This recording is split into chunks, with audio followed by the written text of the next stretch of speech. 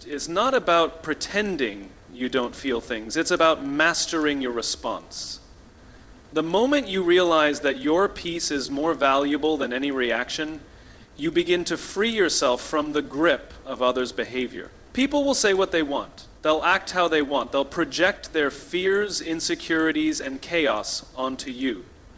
But you are not obligated to receive any of it. You don't have to let their storm become your storm. Emotional control is not something reserved for the few born with patience or stoic personalities. It is a skill that can be cultivated by anyone willing to take ownership of their internal world. The truth is, emotional control is a daily choice, one that requires awareness, discipline, and intentional action. It is the moment-to-moment decision to stay rooted in clarity rather than chaos, in strength rather than reactivity. Most people live at the mercy of their emotions.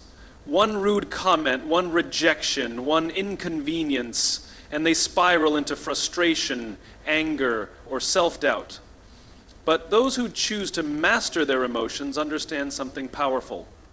Just because a feeling arises doesn't mean it deserves to take control. Emotions are messengers, not masters.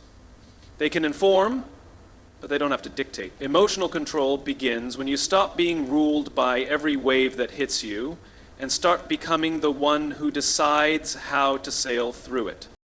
This doesn't mean suppressing your feelings or pretending they don't exist. It means observing them without being consumed by them. It means allowing space between stimulus and response. When you pause to reflect instead of instantly reacting, you create the opportunity to respond with intention.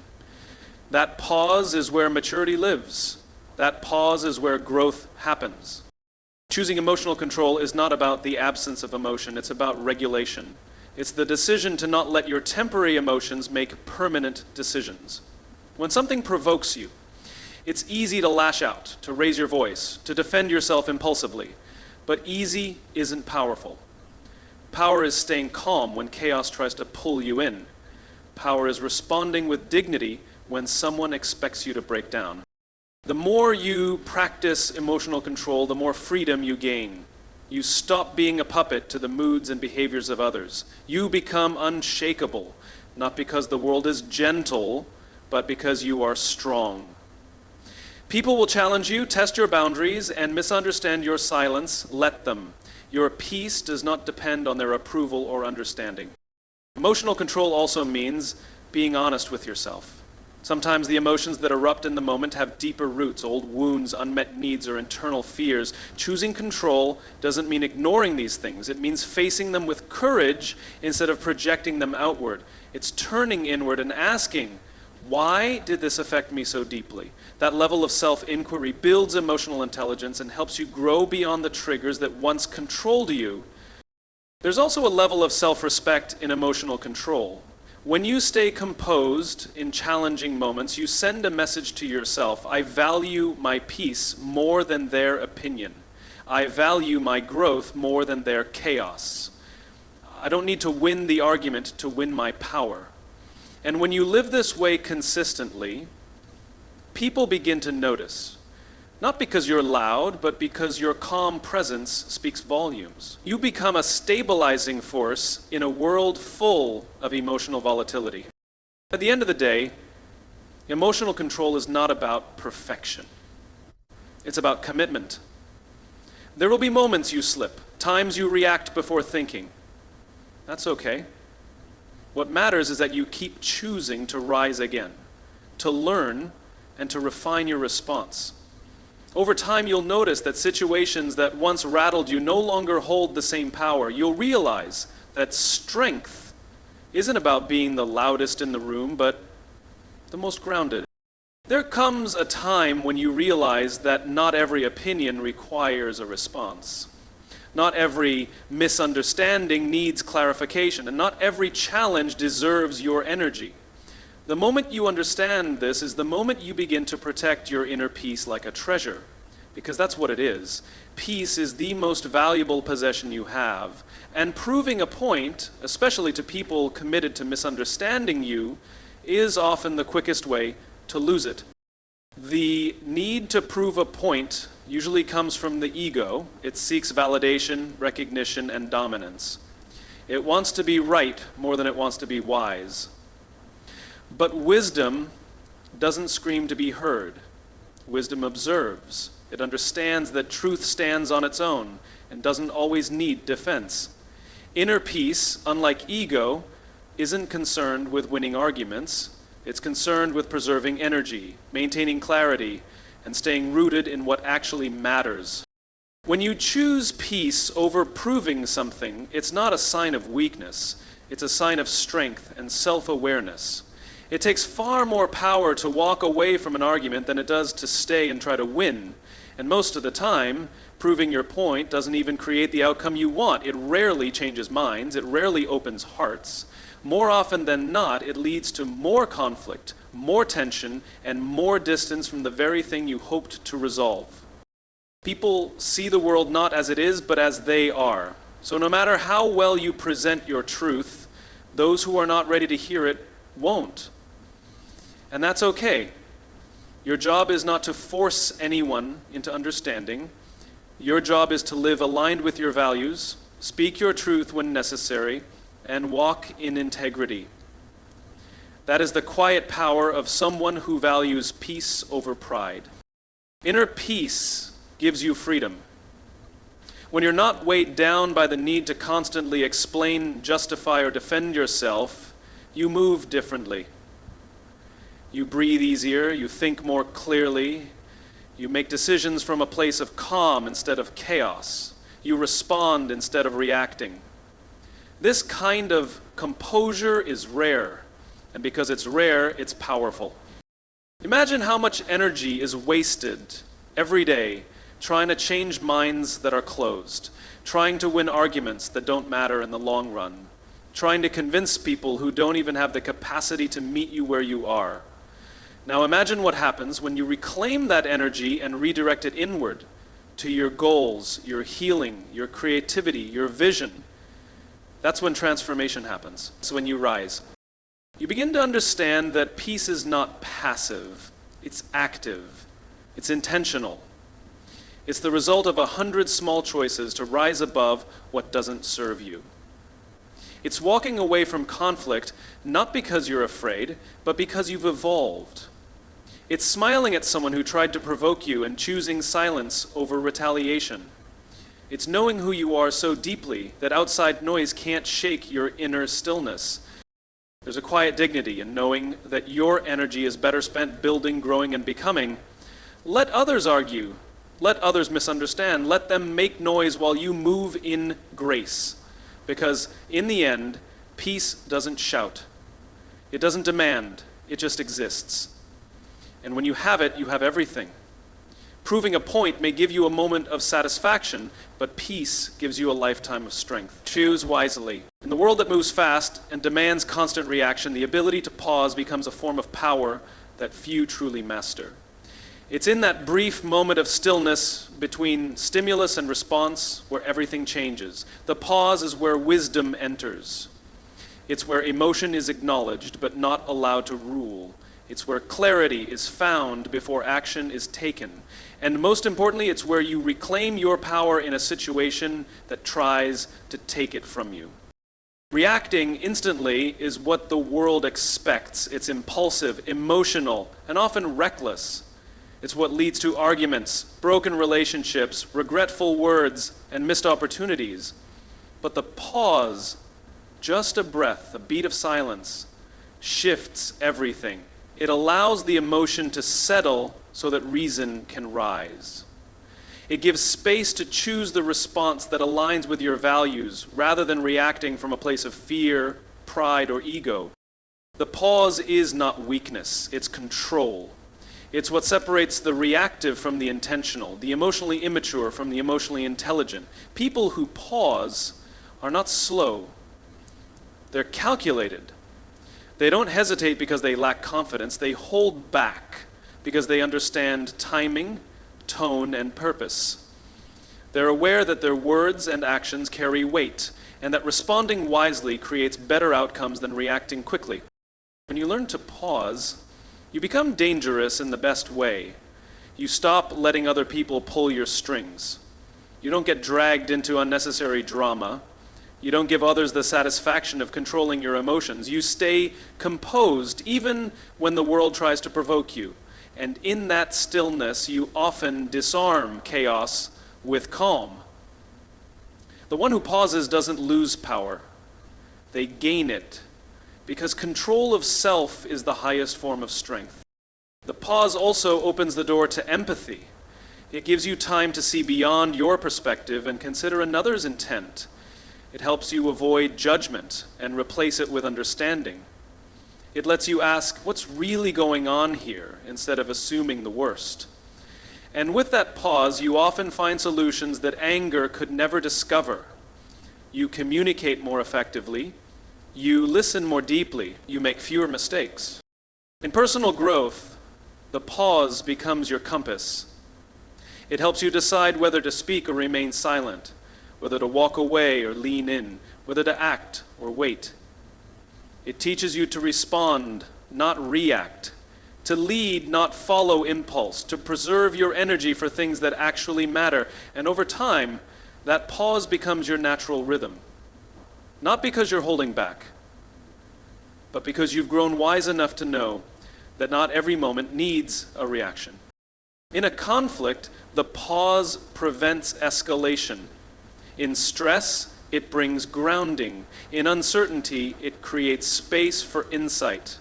It's a habit that, once developed, becomes your silent superpower.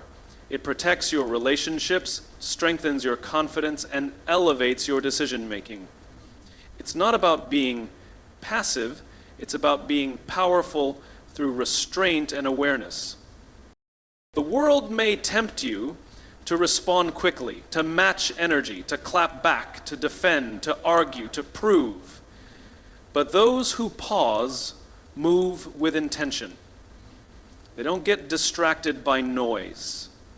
They don't chase validation. They carry themselves with grace. Not because they're trying to impress, but because they're committed to peace and purpose. So take the pause. Own the silence. Use it as your reset button. Let it shape your next move into something thoughtful, powerful, and aligned. Because in that pause is your strength, your control, and your true power. Silence is often misunderstood. Many see it as passive, weak, or uncertain. But in truth, silence is one of the most strategic responses available. It is a choice, not a default. A tool, not a gap. It can disarm conflict, preserve energy, and assert power without raising a voice. Silence gives you time. It creates space. And more than anything, it communicates in ways words never can. In moments of tension, silence shows restraint. It says, I don't need to engage in chaos to prove my strength. When someone attempts to provoke you, argue, or pull you into drama, silence becomes the ultimate response. It refuses to feed the fire. It says, I see what you're doing, but I'm not playing the game. And that choice shifts the power dynamic entirely. You remain in control, unbothered and composed, while others reveal their instability through noise. Silence also creates discomfort for those who rely on reaction. When people expect you to respond immediately, your silence becomes unsettling. It forces them to reflect. It exposes their intentions. It interrupts their pattern. And in that pause, people often reveal more about themselves than they intended. Silence becomes a mirror, and not everyone likes what they see in it. It's not just in confrontation where silence proves strategic. In decision-making, silence gives clarity. It quiets the external noise so you can hear your own voice. It helps you think more deeply, assess more carefully, and choose more wisely. When everything around you moves fast and demands quick answers, choosing silence is a way of rising above the chaos. You become intentional instead of reactive. You become grounded in a world that is constantly spinning. In communication, silence can speak louder than words. A pause in conversation can carry meaning. It can show disagreement, disapproval, or a boundary without confrontation. It can give weight to your words by allowing space around them. When used deliberately, silence can elevate your presence. It makes people lean in. It forces attention. It tells others that you are not afraid of the quiet because you're secure in your position. Silence is also a protector. It keeps your emotions safe in moments where speaking could lead to regret. It allows time for reflection before response. It gives space for cooling off, regaining composure, and ensuring that what you say next serves your purpose, not just your feelings. When you master silence, you master emotional control. There is power in choosing not to explain yourself, not to justify every decision, and not to argue with those committed to misunderstanding you. Silence in those moments is not surrender, it's elevation. It's saying, I don't owe you access to my energy or my reasoning. That is strength in its purest form. Not silence born of fear, but silence born of certainty. In leadership, silence builds authority. It shows that you're thoughtful, measured, and not impulsive. People learn to respect your words because they're not constantly flowing. When you do speak, your words carry weight. You listen more than you talk, and as a result, you understand more and speak with greater impact.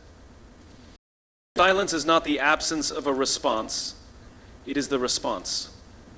A deliberate, powerful, strategic move that allows you to conserve energy, maintain control, and act with wisdom. In a world addicted to noise, silence is rare, but those who understand its strength use it like a sword, sharp, intentional, and never wasted. The smartest people in the room are often the ones who say the least and observe the most, because they know silence isn't emptiness, it's everything. Anger is one of the easiest emotions to trigger and one of the most costly to hold on to. It masquerades as strength, as a show of dominance, but in reality, it is often a reaction rooted in a loss of control. When you give in to anger, you hand over your power. You allow outside forces, people, situations, opinions to dictate your internal state. And in that moment, you've given up your authority over yourself. Every time you react in anger, you're operating on someone else's terms. You're letting their words, their behavior, their disrespect reach deep into your peace and rearrange it. It feels momentarily satisfying to lash out or make a point, but what it really does is expose your vulnerability. It tells the world that you can be shaken, that you can be pushed, that someone else's chaos has the power to pull you in. That is not strength. That is surrender disguised as reaction. True power lies in self-mastery. It's the ability to feel the surge of emotion and still choose your response. It's being so in tune with your values, your vision, your inner peace, that no external trigger has the ability to steal your calm. This doesn't mean you don't feel anger. It means you don't serve it. You don't build your life around it. You don't let it speak for you or lead your decisions. When you hold on to anger, it becomes a lens. It distorts how you see others and how you see yourself. It clouds your thinking, narrows your focus, and shuts down your ability to create, connect, and grow. You start living in reaction instead of creation. You start defending instead of building. That's not forward motion, it's emotional stagnation. People often believe anger protects them, that if they get mad enough, loud enough, aggressive enough, they'll be respected or feared. But fear is not respect, and reaction is not power. In fact, it's often the calmest person in the room who holds the most authority, not because they're emotionless, but because they're disciplined, because they choose their battles, protect their peace, and know when silence is louder than any outburst. Anger also drains your energy. It's exhausting to carry. It keeps your nervous system on edge, your thoughts spinning, your body tense. That energy could be used for healing, creating, planning, leading, loving, But when you give it to anger, it leaves you with nothing but regret and residue. And over time, that residue accumulates. It affects your relationships, your health, your decisions. It builds a life that feels heavy, reactive, and out of control. Letting go of anger doesn't mean tolerating disrespect. It means responding with clarity instead of chaos. It means setting boundaries, walking away, speaking truth without venom. It means reclaiming your power by refusing to hand it to those who thrive on getting a rise out of you. When you stop being easy to trigger, you become unshakable. Every time you pause instead of explode, every time you breathe instead of react, every time you walk away instead of fight, you win. Not because you avoided conflict, but because you chose yourself. You chose peace over performance, purpose over pride, and self-respect over the illusion of dominance. Anger is a fire that burns most fiercely inside the one who holds it. Releasing it doesn't mean losing. It means freeing yourself to rise above the noise and live in alignment with who you truly are.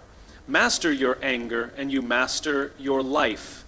Not by suppressing emotion, but by learning to channel it into something higher, something worthy of your strength. Staying grounded is one of the most powerful qualities a person can develop. In a world that constantly pulls at your attention, your emotions and your energy, remaining rooted in who you are and what you stand for is not a sign of weakness. It is the mark of true inner power. To be grounded means to be steady when everything around you is shifting. It means being able to face challenges, setbacks, and distractions without losing your sense of direction or self-worth.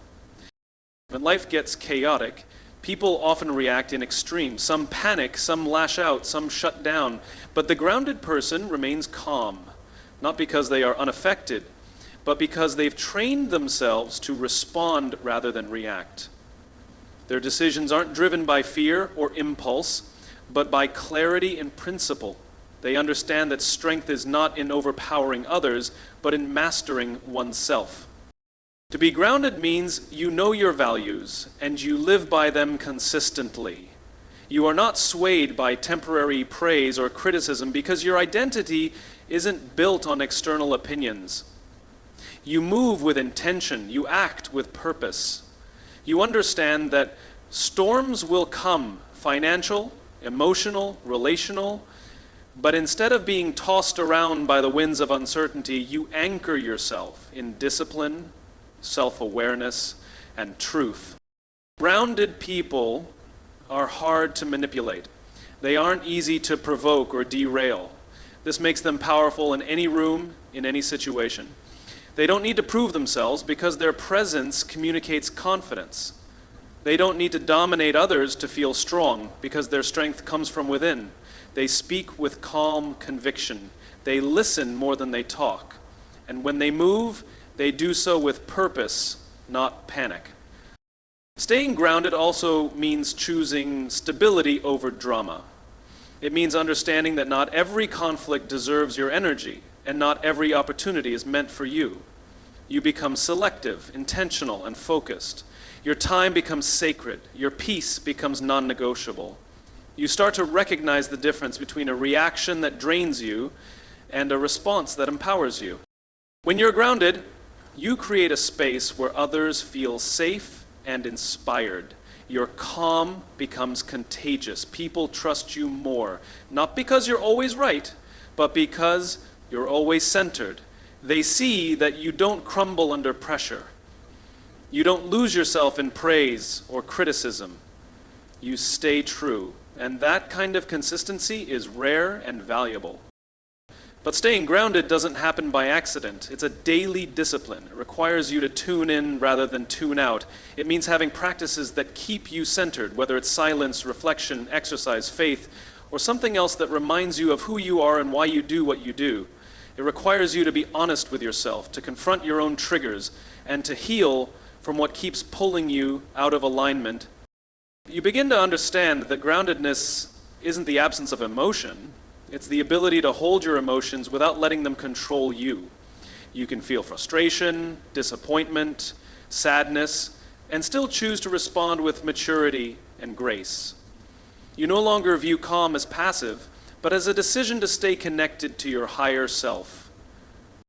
But the most powerful version of you isn't the one who's loudest or flashiest.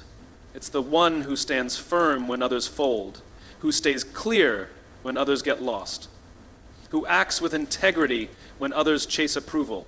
Being grounded gives you that edge, not by making you hard, but by making you steady. When you stay grounded, you don't just survive the storm, you become the calm in it. And that changes everything. Staying grounded is not about ignoring the chaos around you. It's about refusing to let it control you. It's about standing firm in who you are no matter what comes your way. When you choose calm over reaction, presence over panic, and discipline over drama, you step into a strength that can't be shaken. The world may keep spinning fast, but you don't have to. Your power lies in your ability to remain centered, to protect your peace, and to act with purpose. In the end, the grounded person doesn't just endure life, they lead it with quiet, undeniable strength.